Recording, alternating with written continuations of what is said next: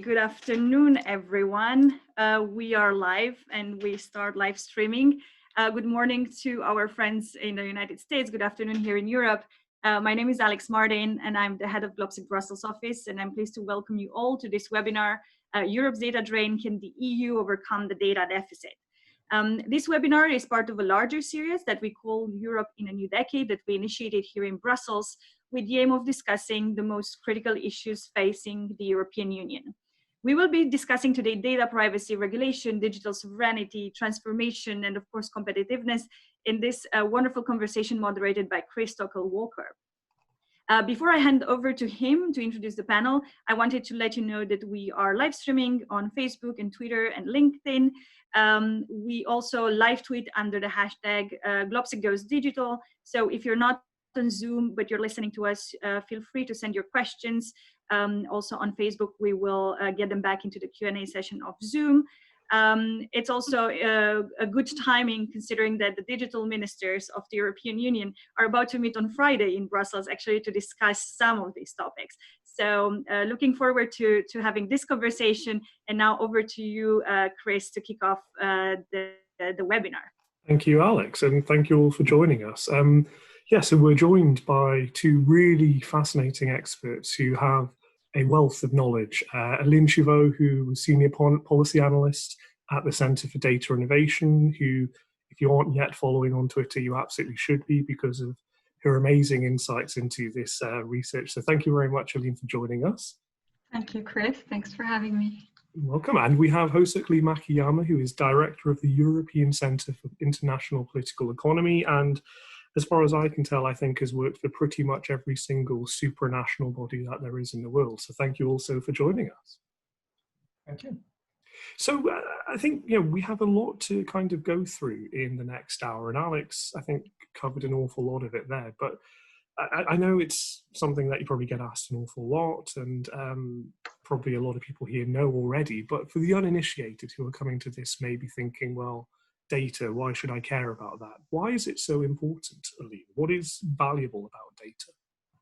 Well, it's no longer just about having it, it's what you do with it.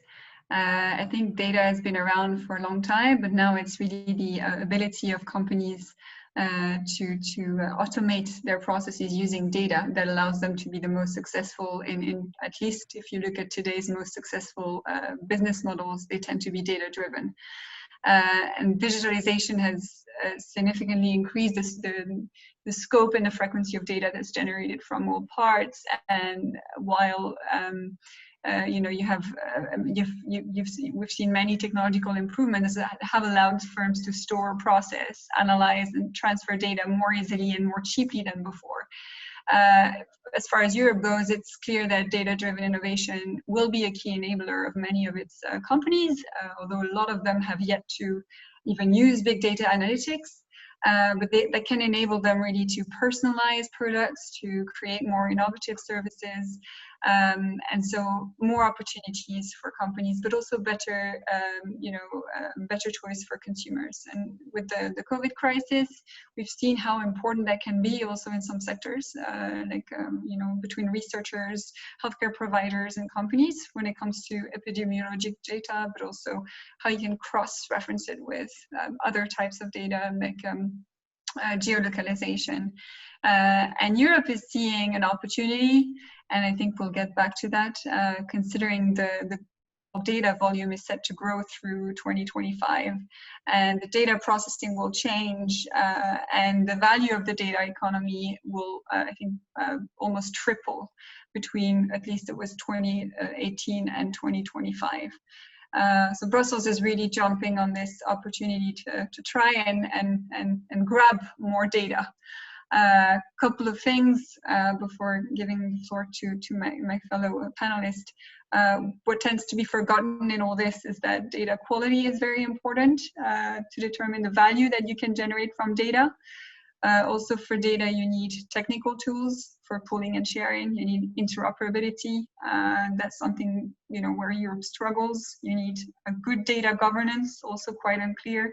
You need IT capacity, cloud storage, processing services, and you need skills. And European countries are facing a considerable skills gap. So yeah, I think there are, in light of this opportunity, a lot of challenges to be addressed. And we talk about the sort of challenges and the opportunities. I mean, Hosek, have you seen this kind of internationalization of data and Europe's place in it change in recent months and years? And we talked about the kind of consultation that closed over the weekend and further opportunities there. For Hosek? For Hosek, yeah. All right, okay. No, Eileen, I mean, why don't you go first? Well, if you're talking about the internalization of data and the data strategy, let me start by saying that the way Europe sees it is it's trying to push for a technology sovereignty agenda. And when debating policy and rules for data, the EU is seeing data ownership and data portability and an EU single market for data storage and processing services as really the opportunity. They want to grab that data. I mentioned there was going to be a change in the way in which data processing will happen. So you'll go from 80% of centralized computing facilities to 20% and 20% of smart connected objects to the other way around. And as a result, the EU considers that to make up for the fact that it has lost the race with B2C platforms and the sort of battle of personal data, as Commissioner Breton, it should now harness the benefits of the second wave, which is the wave of industrial data. And its released strategy, data strategy, doubles down on policies like data localization. This is basically the idea is to, if a lot of the data in the future will be happening in a particular way, the opportunity is to really impose, let's say, geographical restrictions on where firms can store data in the hope of supporting digital development of their own companies. So this is, I think, a little bit in the back of the mind of the EU to grab that data. Just to close, I think the calls for data sovereignty, data ownership are simplistic, but I guess we'll get back to that. And data localization policies don't make sense in the digital economy. It's interesting that Aline talked about that in terms of it's almost as if that ship has sailed, Hosek, the first sort of generation. I mean, what does Europe have to do to try and harness this strategic resource? Well, first of all, I mean, if the premise is that we have a data deficit, I would like to ask ourselves, where is that deficit? I mean, obviously, European consumer data is all among us.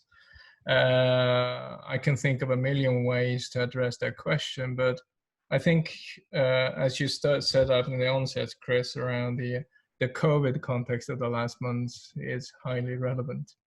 What we have seen really is, well, I mean, it's an unprecedented drop in economic activities, especially across borders, as all systems for trade and commerce have basically shut down. And I would even say, even for political communication, for obvious reasons, everybody has become not just data sovereign, but actually decision-making sovereign in the past in the past few days. And I think it's very important to bear in mind that, you know, we are looking at a major adjustment where basically the Eurozone dropped 7-8% in GDP. We're also looking at $5 trillion of economic activities wiped off the global economy. And if you think of France and Germany and actually most European countries are actually more export dependent than China. That basically means that the only infrastructure that is standing is going to be highly important. And that is so far digitalization and data. So we have seen the use of data spike. Vodafone reported that mobile data use has increased almost by 50%. VPN usage has gone up by 34%. Some of the largest increases have actually been in Europe because European companies have been maybe 5 to 7 years late to adopt the proprietary data network that most US companies and Asian companies actually use. And well, actually, the only area that we have really outpaced the rest of the world is probably in gaming. So it seems like we're actually using our spare time not so much from working from home, but actually we seem to be playing games because that data actually has doubled in just a few months. But in short, what we are seeing, I think, is exactly what you're pointing to, and Lynn was actually starting off in the onset, that basically half a decade of online migration just happened in 2 months. The curve in terms of digital adaptation in Europe has basically boosted 5 years. So you can, in a sense, you can say that we are now where tier 1 cities in China are, or United States, or a relatively advanced economy like Korea and Japan would be. So we've finally caught up thanks to COVID. So what we are doing now is basically, in terms of data usage, almost a normality in the rest of the world. That's really important to bear in mind. And in terms of your first question about the importance of data, and this is something that I think a lot of people are really mistaken, that yeah, sure, we are focusing quite a lot on consumer data, but that paradigm is basically, I wouldn't say lost, as Ellen said. I would perhaps say that it has been basically totally, well, it has already been exhausted. So when it comes to the benefits of well, consumer digitalization, that's not where the real productivity increase in the economy, that's not the real wealth is. She's exactly right. I mean, it's all in the industrial data. We can already see that in the official statistics. If you look at, for example, in the machinery industry, 7% of all the inputs, basically component, labor, electricity, 7% of all the inputs in the machinery industry actually comes from digitalization and connectivity.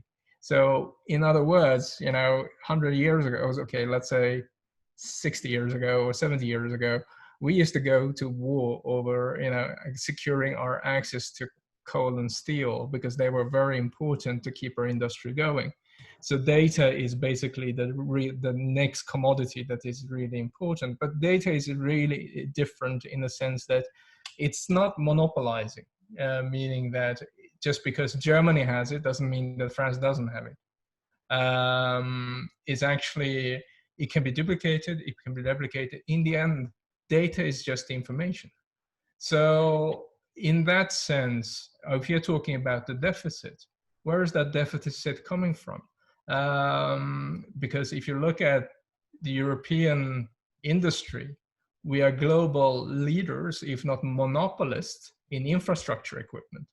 So which means that, if you want to know how fast the Chinese truck is going, someone in Germany knows. If you want to know how much, let's say, I think a medical device is a great example in terms of, if you want to know the average glucose rate in the blood of people with A+ blood group, it's most likely a European company that has it.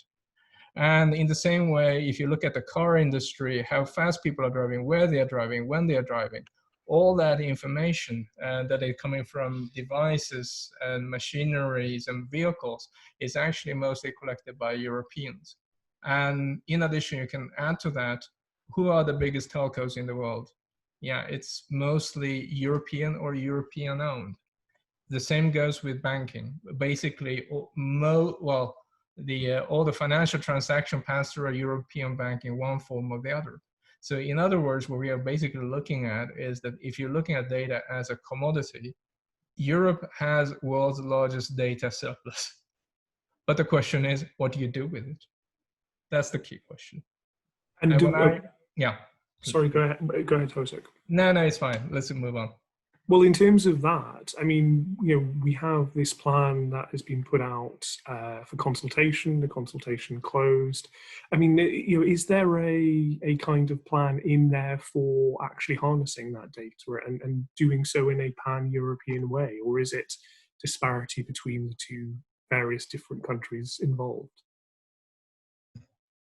Well, I would say two things. One is perhaps that the problem started earlier than the consultations, because in the end, what COVID actually taught us was that we have all the data, and there's actually nothing wrong with the regulation in itself, because actually nothing in, for example, GDPR or medical devices directive actually stopped us from actually using that data in the first place. We actually, if you look at it, there were a lot of exceptions that came into force, for example, on the single market regulations, on free movement of people. But we didn't have to invoke exception in GDPR, basically saying that it's pretty stress resilient in that sense. It's one of the very few regulations that where exception didn't have to be invoked. We didn't actually have to invoke GDPR to stop data from going in or out or use that data in itself. So what I would say is perhaps that the biggest problem we had is very symptomatic from the challenges Europe is facing, which means that data is there. We can actually build contact tracing apps. It has nothing to do with Google, Amazon. Facebook is not blocking us for developing a European tracing app, that's for sure. There's no issue with international data flow itself, but it seems like there is a capitalization deficit. We have the data, but there is no incentive to do anything with it. And to a certain extent also, GDPR posed a very interesting challenge, because there are severe issues relating to incentives, meaning that because it's so complex to actually harness and keep that data and use it, there's actually no infrastructure to collect it in the first place. So you have to actually rely on brick and mortar infrastructure in order to actually harness and collect that data, or you have to create whole new platforms and apps. And in other words, what I'm trying to say here is that there seems to be something that is off in Europe, either in consumer behavior or in the regulatory framework that we have created, that actually disincentivizes actually using data in order to find answers. Just before I go to Aline, obviously, you've seen in the text chat, please do ask any Q&A questions that you have through the Q&A panel. But Aline, I saw you raising your eyebrows a couple of times there, and the Centre for Data Innovation obviously put out a response to this consultation, which I think called it, what was it, based on premises and notions that are fundamentally flawed. Yeah, to put it bluntly, that's a little bit what we said. There's the luxury of working in a think tank, I guess. You get to say those things a bit more out loud. But I also wanted to, so I will answer your question, also trying to circle back to a few things Hosuk hinted at, because Hosuk, I think you mentioned the importance of industrial data and how, you know, that is where the next, well, we talked about how that's where the next wave is. The thing is, Brussels understand that. Brussels also understand, you know, data is important, but there are a few things they're getting wrong in that understanding. I'm thinking again of when we're talking about data, and that it's simplistic. There are many kinds of personal data that an individual may not want to, cannot, or should not own. There are many different data sets covering different and unrelated things, and, you know, with different applications, and pooling and overlapping all these data sets doesn't always make sense.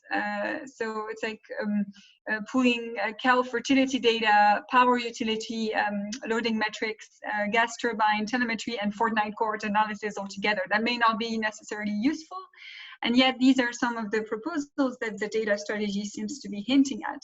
The data strategy also, okay, does focus on industrial data, and that's fair enough, B2G, B2B data as well. But you mentioned infrastructure, Hosuk. Europe again is, even though, well, it hasn't exactly let go of the, idea that it could catch up with B2C platforms.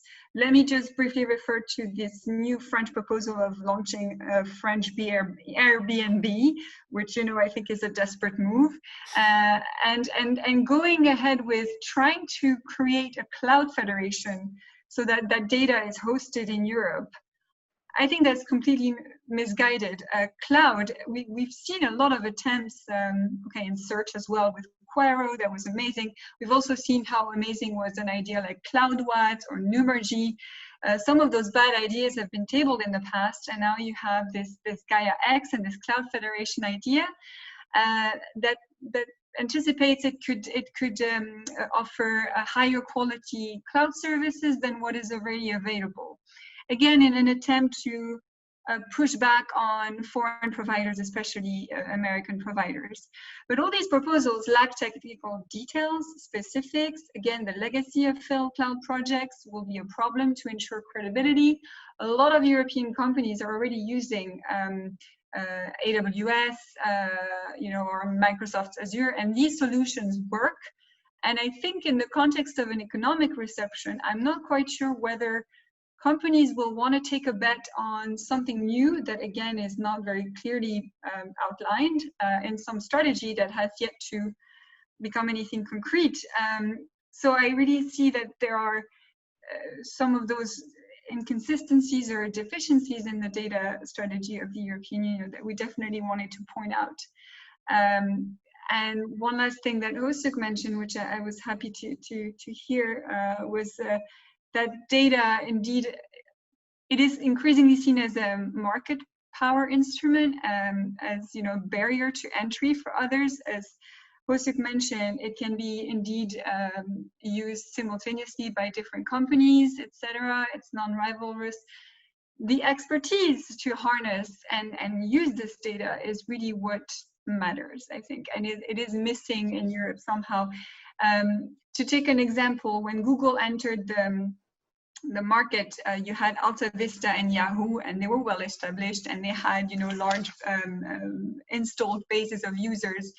Google used the data available better and figured out just a better idea, the right strategy that was not obvious at the time. At the time, you had a long index of, I mean, I barely remember it myself, but all pages were classified by themes. But the idea of Google was to offer instead a PageRank algorithm. So it really is sometimes about the expertise and the idea rather than just the data. So I think this is, again, something we see keeps on being misunderstood in the Brussels conversation about data. How do we improve that then, Hosuk, based on what Eileen's just said? First of all, I agree on every point that Eileen pointed out. And one thing that maybe I should add, perhaps, and this is, I have to warn, actually, conference organizers in the future that if you have two very like-minded people on a panel, it gets a very boring debate. But for the sake of being a little bit of devil's advocate, I'm going to try to take a little bit of nuance on some of the issues. Well, first of all, I would agree on one point, which is that if you look at if you create regulations, basically what you tend to do is not actually create more competition, but less. Because in the end, the only entities that can actually conform and play according to these very complex rules is going to be the big players that are incumbents. So this is what we've seen in the telecom sector. This is what we have seen in the airline sector. And if you apply that, for example, on, let's say, cloud computing or data processing, it's going to be the same thing. Only the really, really big players will have the capacity and the bandwidth actually to innovate, because otherwise you can't really comply and with the existing market rules. So in short, to say that we are going to regulate in order to improve the competition, that's a false dichotomy, that it's never going to take place. That's one thing for sure. But what I would say here in terms of improving, One way is to say that, yeah, sure, let's, wave the European white flag and say that, yeah, Silicon Valley won. I don't think that is politically a realistic approach. I mean, if you look at particularly European politics, that sounds very much like a political suicide that is not going to be really helpful. But one thing that I would really point out is that there is an opportunity to cost to some of the things that we are trying to do now.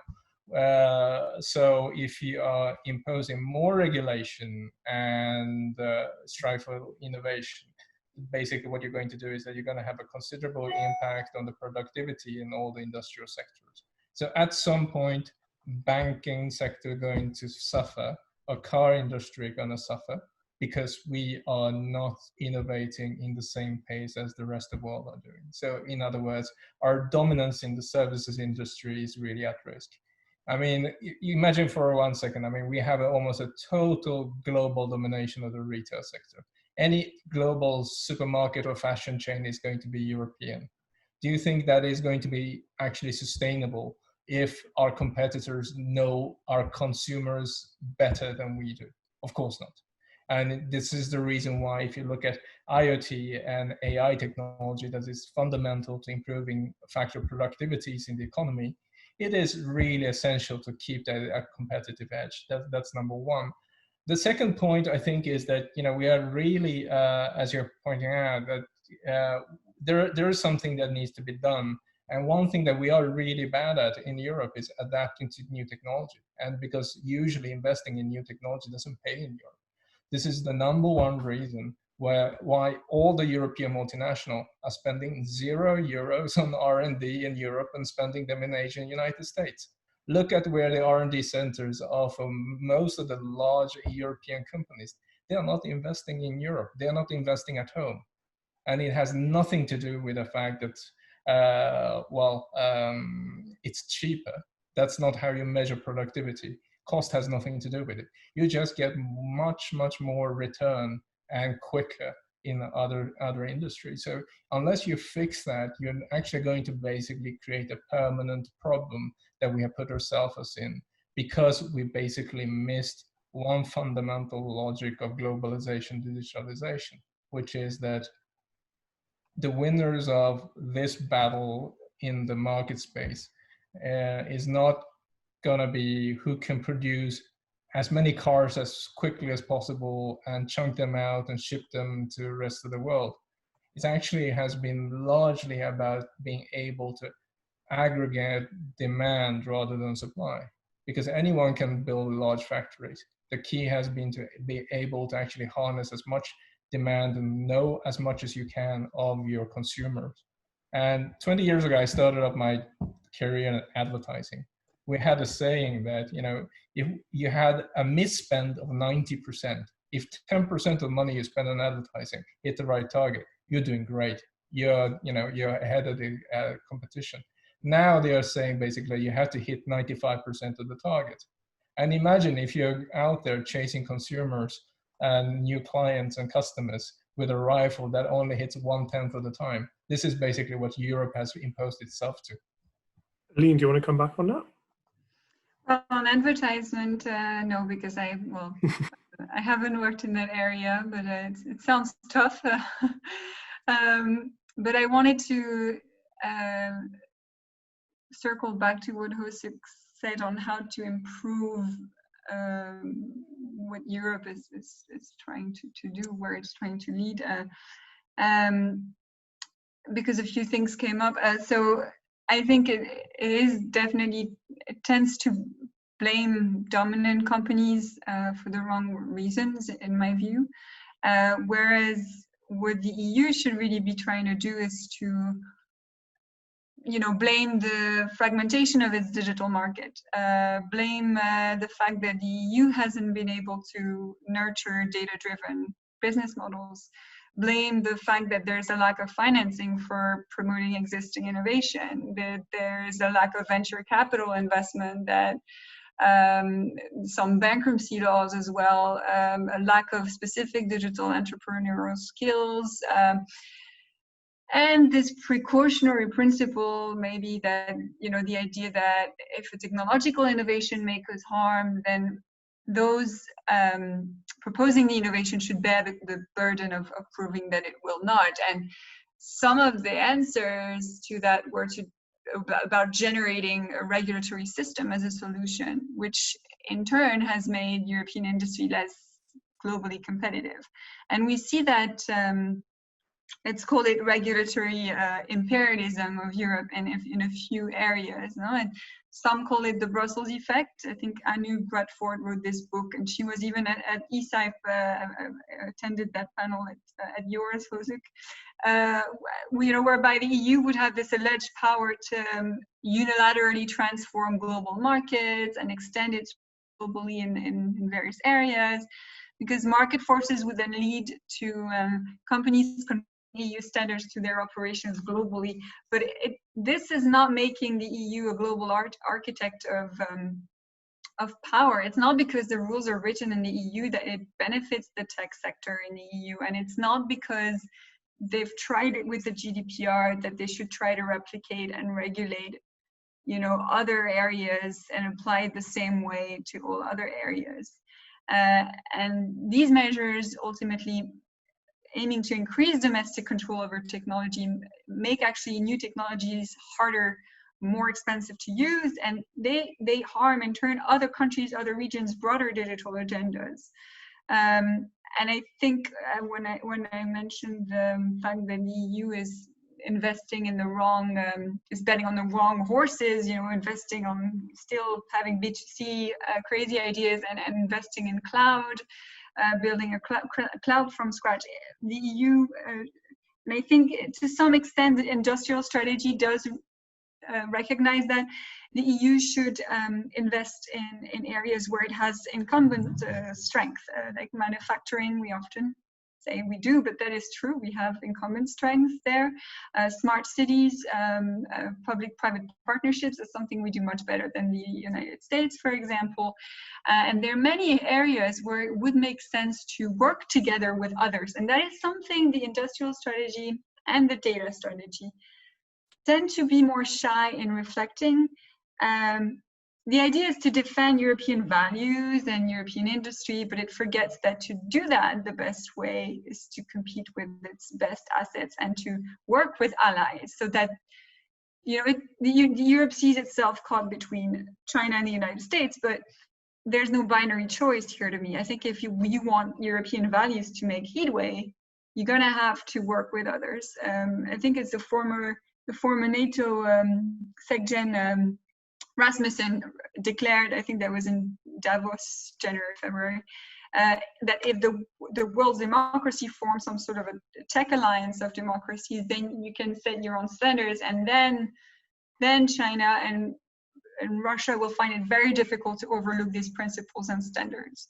And there are a few areas where it makes sense to work together. Say, I mentioned smart manufacturing. You need technologies for that, like cybersecurity, AI, you need broadband, 5G infrastructure, and there where the US and the EU can mutually engage.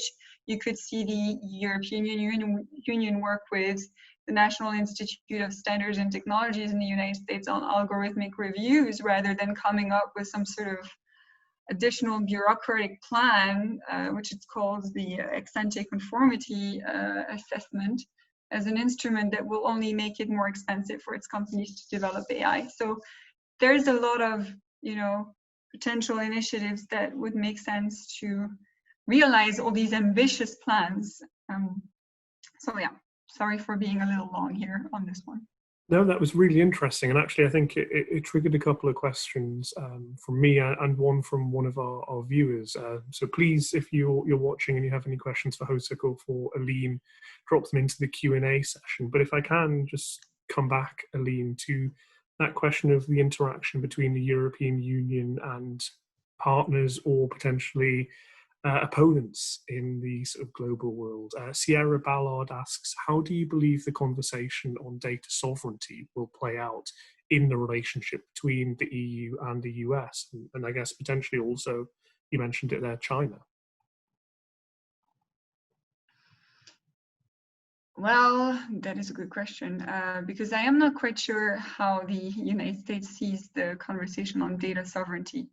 Like I said, I have more insights on what it means to the EU, which is localizing data, having data on its territory. So I would say that will be probably an issue with the private sector companies from the United States. If you have those coalitions like Gaia X and a Cloud Federation that sort of favors European companies, implement stricter rules that form a barrier to entry to existing cloud providers, I think that might not bode well for the conversation between the US and the EU. Because this European cloud really sounds like a protectionist project, makes it harder for non-EU companies to sell here. Sorry, you wanted to come in.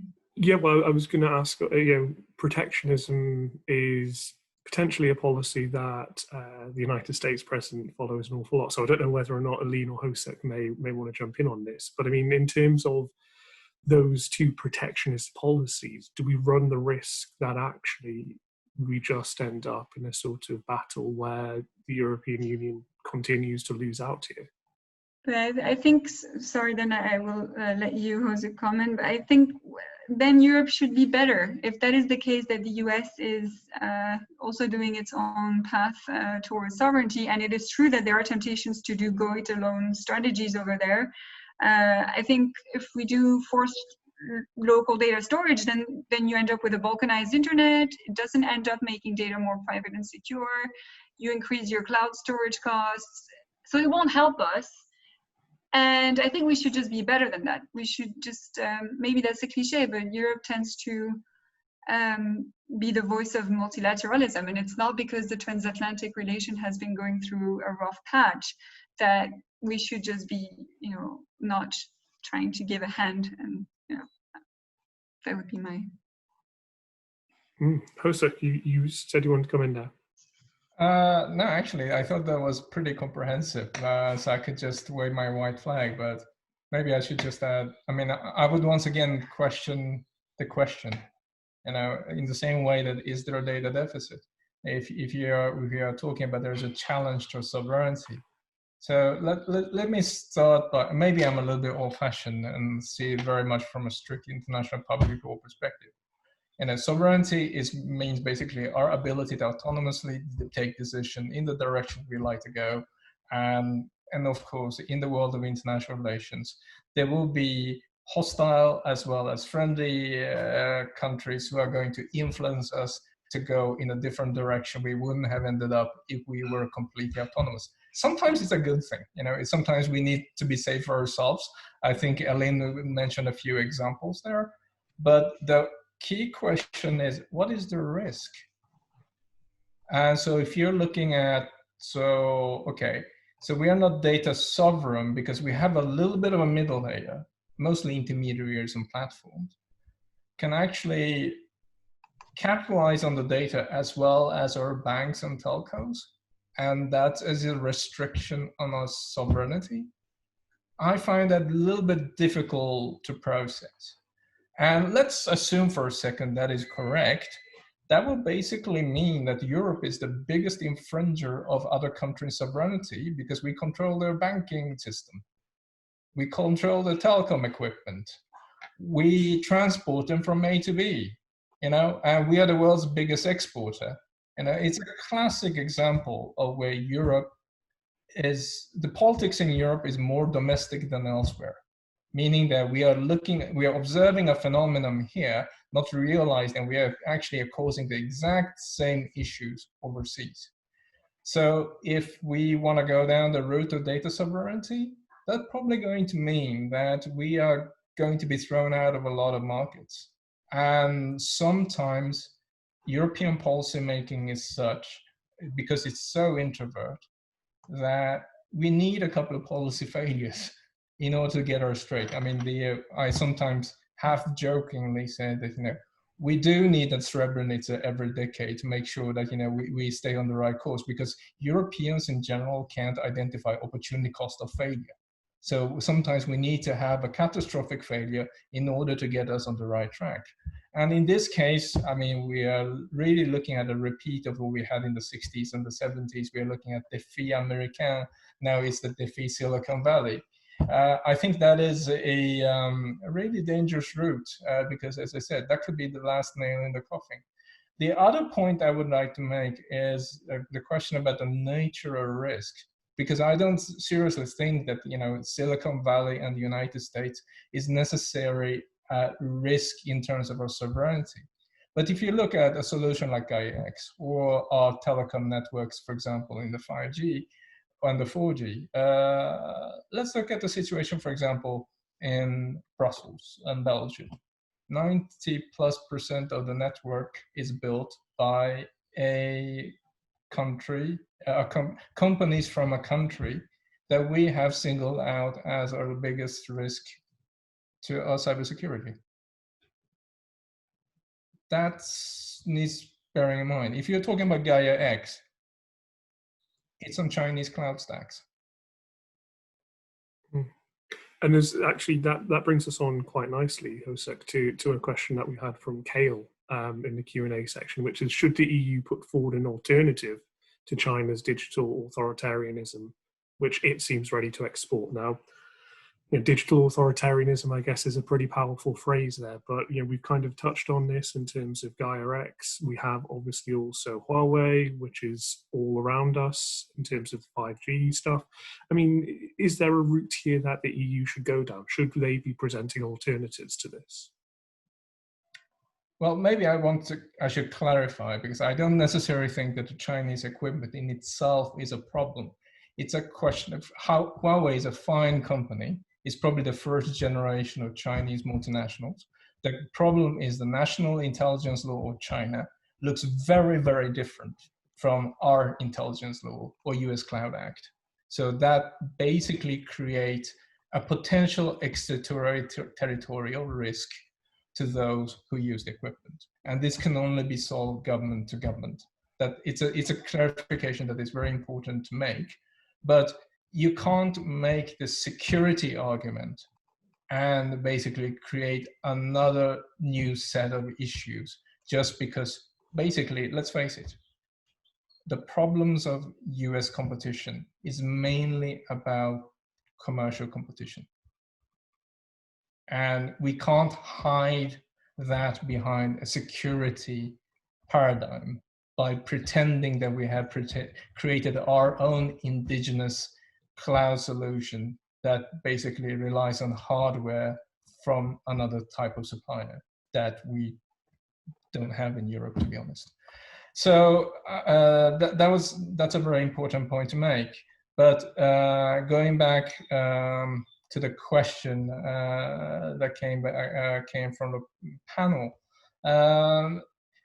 to say that the data is actually stored locally does not necessarily make it more secure. This is the axiom number one of cybersecurity. Cybersecurity is not a function of where the data is stored. It's very often not a question about control either. And to be fair, 99% of the data that would sit on a Gaia-X or any cloud solution is not vital. It's not a threat to national security if they know what kind of websites I look to or how many words I write on my laptop per week. That is not national security. It might be a privacy issue, but privacy is pretty much privacy is not a question about nationality. I have the same privacy issue to, for example, my telco as well as my platform. It doesn't really matter. It's a question about mine and the third party. So I'll stop there and I'll let Ending come in. Yeah, these were excellent points, and there's a lot to not unpack but follow up with. But I think that there's a fundamental misunderstanding that the European Union would need cloud providers owned and operated in Europe.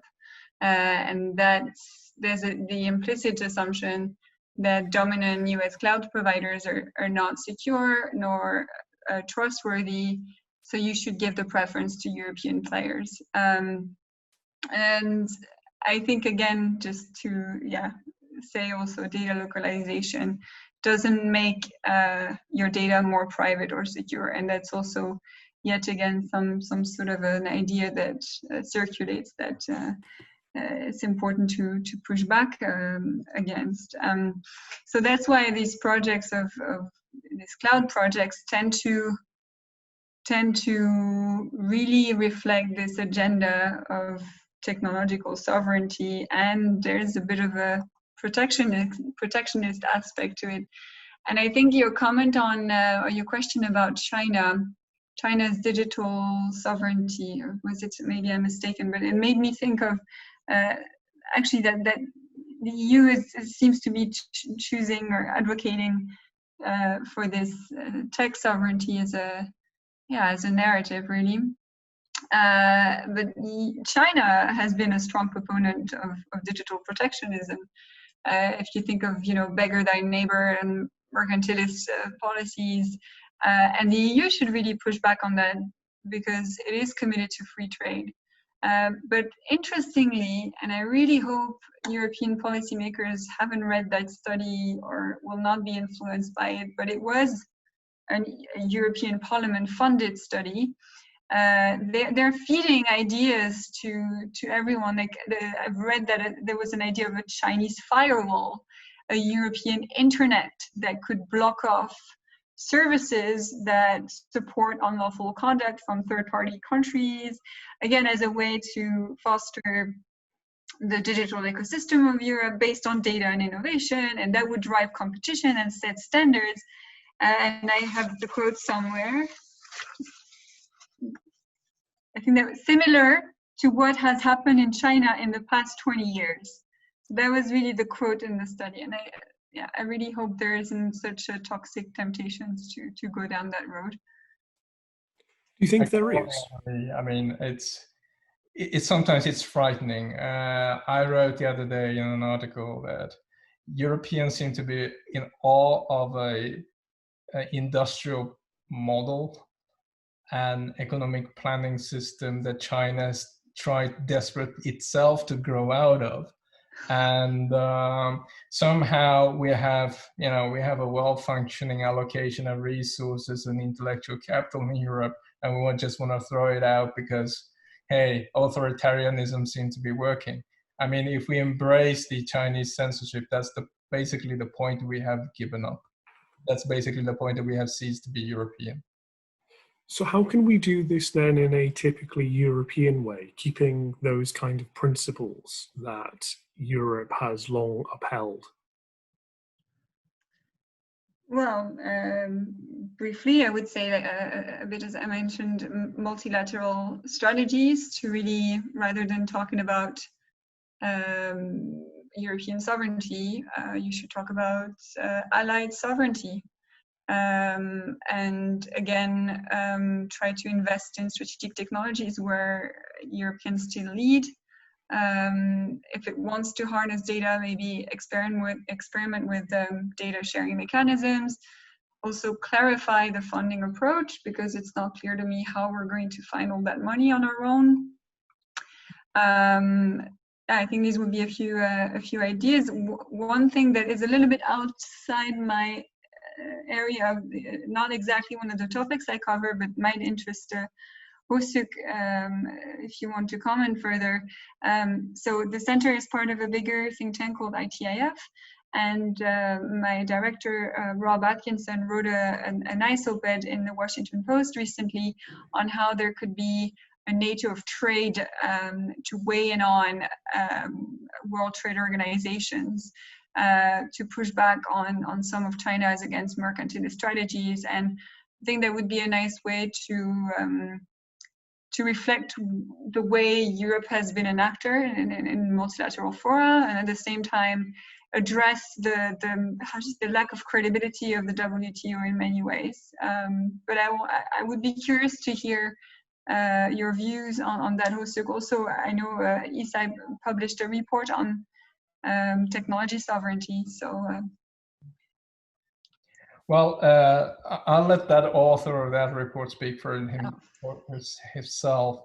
My views might be slightly diverging in many regards, but I would second what you said about Rob's article. It's on Washington Post. It's an interesting read, which highlights how far bifurcation in the tech system has gone. And I think one of the first steps that we need to realize that we need to take the reality for what it is. Many of the rosy dreams about most favored nation principles and WTO is basically gone. We can't pretend and they are still there, and that is very much the case in terms of tech. But I would perhaps go back and try to answer the question in terms of what can we do. I would say like this: regulation is very much a question about trial and error. We touched on GDPR many times in this conversation because it's very much a template to many of the regulation to come. And I almost encourage Europe to fail because that would actually force us to adjust. I wouldn't go that far, although it sounded very much like I said so. One thing that comes to my mind immediately is that, in the light of COVID, a lot of other countries have managed to actually put out contact tracing apps, have used data in a more efficient way to inform the citizens. And I think there is a reason for that. You can't say, no, they are more obedient people. We are a little bit monarchistic and we do our own way. We are a little bit more Catholic and we cheat on our husbands and wives here in Europe. That's not how we do things. You can't put it down to that kind of racial stereotypes. I think it comes down to one thing, which is that, yes, unlike what Elin said, there is a Brussels effect, and it is very strong. But there is in one element where other countries has really not followed European privacy regulation. The level of protection has been forced in a similar or very strong way, sometimes even a stronger way, but there is a different approach to international transfers, meaning that most countries have realized that we need to maintain some kind of an openness under control, and we can't disincentivize actually the ability to actually use and commercialize data. This is where the balance, I'm not talking about black and whites because that's the approach that's probably not going to work, and to see everything in terms of black and white, but it's a lot of gray. I mean, one valid question you have to ask is the privacy laws in Korea and Singapore and Taiwan so much worse than EU? Is the marginal revenue of our extra restrictiveness really worth it? Or do we need some kind of flexibility there? And here's where I would end on the note that it's probably not going to be easy for Europe to take a more risk-based approach and say, look, let's look at it on a case-by-case basis. Let's try to be proportionate, because the EU regulations do not lend to that kind of a legal philosophy. Because we need a lot of black and white. We need criteria. We need to have it written, because that's how we apply rule of law.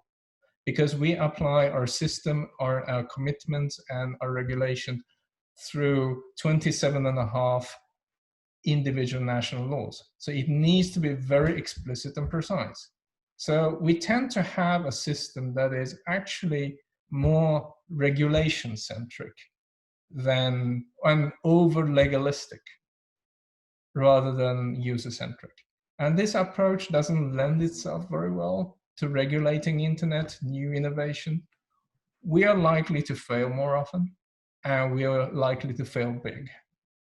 And this is basically what we've been observing for the 5-10 years. I count myself to one of those who are a little bit reformed and thinking that GDPR actually has been a partial success, but it doesn't actually justify to say that, okay, we're just going to stick to this template. We're just going to let go of everything. We've done the work. This is the silver bullet. This is the one, template that's going to solve all our problems around AI liability, cybersecurity. So that's not how the world works. That's not how technology works.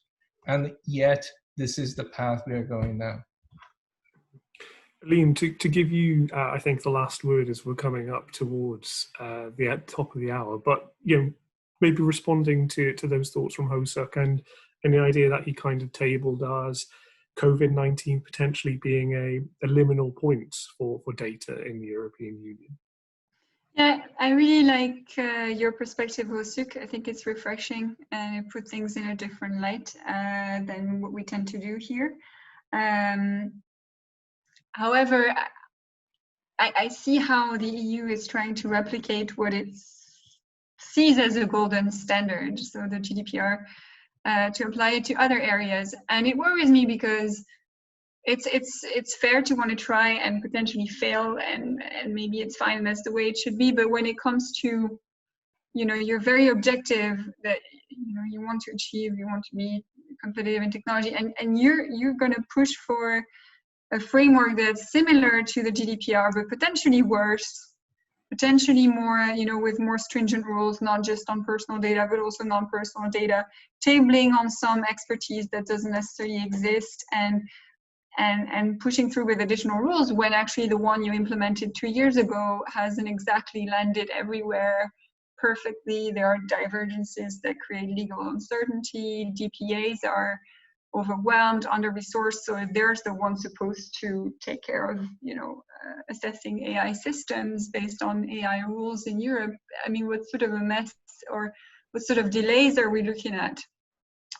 So that's why I'm thinking we should be more cautious in examining our current framework before, making more mistakes. That, it's great in the US culture, they would even say you should learn to fail, but sometimes maybe, I don't know, there may be a different way, and I see, just to finish, to touch upon the COVID apps, how we wasted time and resources trying to build our home ground platforms for the sake of our darling tech sovereignty, that it's called, before realizing we were better off working with existing solutions. In that case, non-EU tech providers like Apple and Google.